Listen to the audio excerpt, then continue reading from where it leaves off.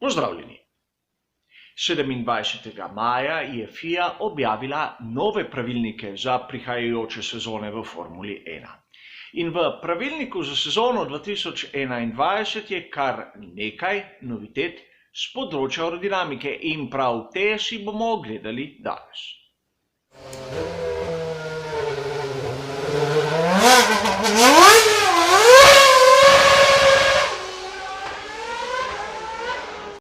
Spremembe, ki jih je pripravila FIA za sezono 2021, so zanimive, čeprav meni osebno puščajo več dvomov kot gotovosti.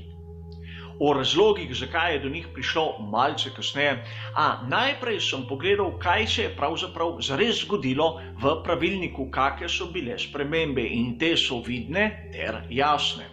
Nato sem pogledal tudi na tisto uradno stran Formule 1, f1.com, kjer so pripravili poseben članek, kateri skuša razložiti te spremembe.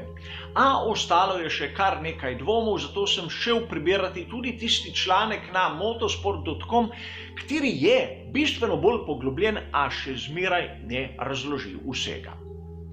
A začnimo po vrsti, kakšne so bile spremembe v pravilniku. Dotaknile so se oblike ravnega dna, kot je znano, šasije in naprimer obe se bojo ostale enake v sezoni 2021 kot tiste, ki jih bomo videli letos, a mnogi elementi bodo podvrženi razvoju, medtem aerodinamični profili in tudi ravno dno. In ravno dno, verjeli ali ne, se pogostokrat spreminja od dirke do dirke.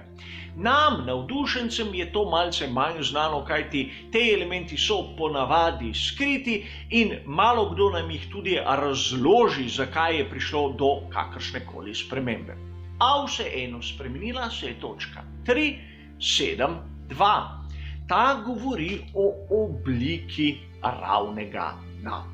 In to je sedaj nekako gledano z vrha pravokotne oblike. Vidimo, da spredaj in zadaj je enako široko in ima dva vzporedna robova. Od tistega območja okrog bočnih hladilnih vstopnikov do zadnjih koles se razteza neka pravokotna površina. To so sedaj s pravilnikom spremenili in na zadnjem robu, tam v okolici zadnjega para pogonskih koles, v bistvu pristrigli, kot vidite na tej šabloni, katera ponazarja, oziroma na skicah, kateri so dosegljivi na svetovnem spletu. Zakaj gre? V bistvu pri FIA hočejo zmanjšati učinkovitost difuzorja. Če se spomnite, za učinkovitost difuzorja je izjemnega pomena, da ravno dno ustvari nek zračni vrtinec ob robovih, kateri zatesni to razdaljo med asfaltno površino in seveda ravnim dnom in tako omogoča učinkovitost stalnega efekta. S tem, ko so prikrajšali ta rob, so v bistvu tudi zmanjšali površino, kjer se lahko ti vrtinci ustvarijo. In tu je zanimivo pri točki 3.7.2, da uradno skico bomo videli šele v naslednjih izdajah pravilnika, kar pomeni vse, ampak tudi nič. Tudi na točki 3.7.10 je prišlo do nekih sprememb, katere se dotaknejo tistih šprajn, katere smo videli tam okrog sezone 2017, da so nastajale na tem delu ravnega dna. In seveda zanimivo bo videti, kako bodo to rešili. Pri točki 3.9.2 je pa treba tudi omeniti, da so zmanjšali tisto toleranco, koliko se lahko poda določen del karoserije iz 10 mm na 8 mm, kar je 20% razlika in je ogromno, tudi če gre za samo 2 mm.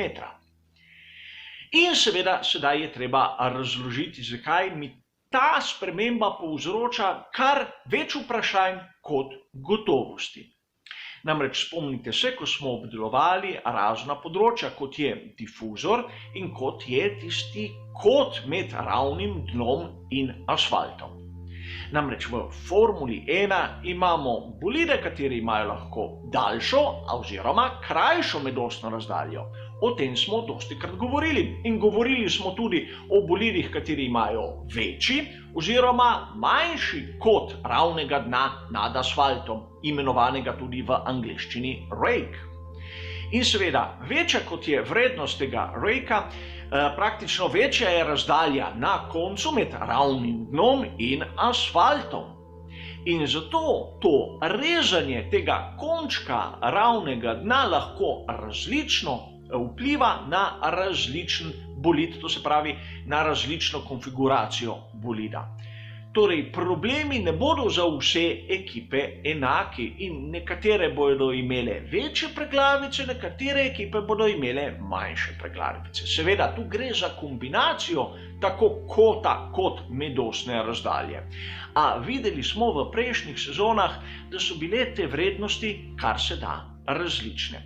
In zato ta sprememba se ne bo dotaknila vseh ekip enako.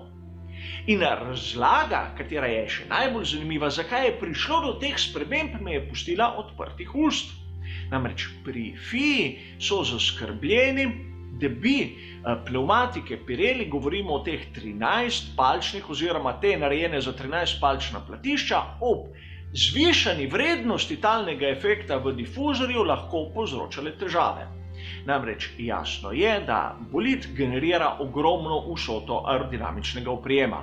Ta se predvsem na zadnji osi samo skozi pnevmatike prestavlja na asfalt in če zvišamo to vrednost, seveda zvišamo tudi obremenjenost pnevmatike.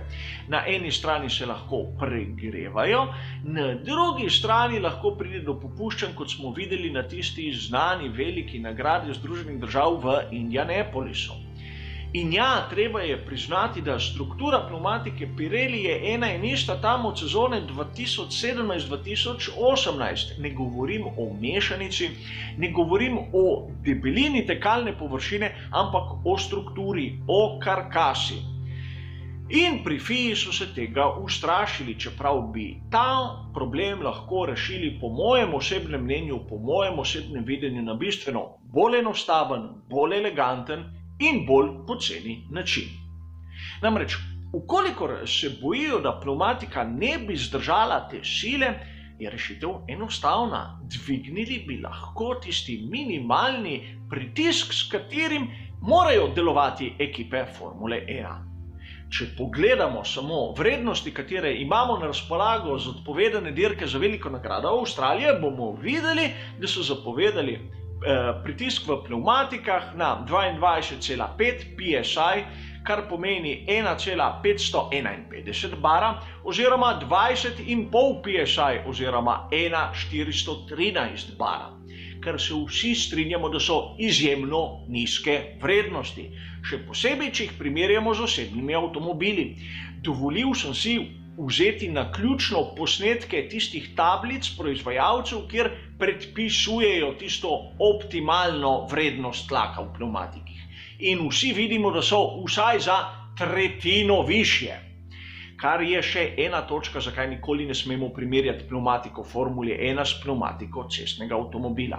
Ampak, kolikor bi zvišali to vrednost, govorim za Formulo 1, bi tudi višja sila kar lepo uravnotežila to spremembo.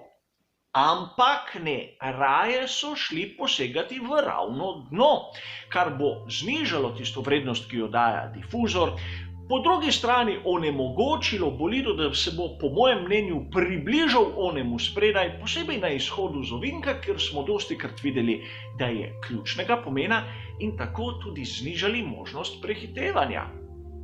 Seveda, nimam še vseh podatkov, tu so samo spremembe in moje domneve, a mislim, da ta sprememba zna porušiti tisto ravnotežje moči, ki smo ga videli v Formule 1, ki ga bomo videli v sezoni 2020. In nekatere ekipe bojo imele več preglavic, druge ekipe bojo imele manj preglavic. Videli bomo pa, katere bodo to težavo, to spremembo, kar se da hitro upeljale v svoje bolide, brez prevelikih izgub vrednosti oprijema. Hvala za vašo pozornost in nasvidenje.